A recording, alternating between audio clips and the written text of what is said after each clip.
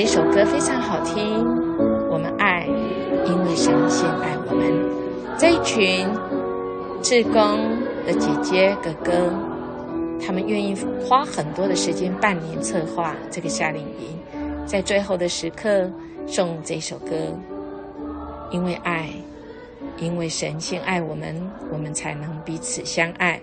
因为爱使人不在黑暗中，光照在黑暗里，黑暗未曾胜过光，黑暗永远不能胜过光。圣经当中即便没有写上光要统治黑暗，但光一到了就能驱散黑暗。当生命的光照在我们里面，黑暗绝不能胜过它，并且这光是真光，照亮每一个人。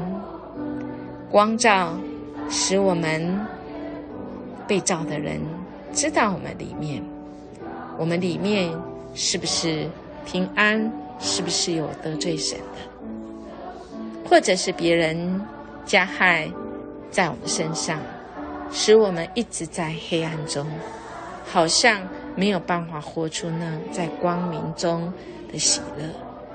此时此刻，我们要感谢这一位是光的主。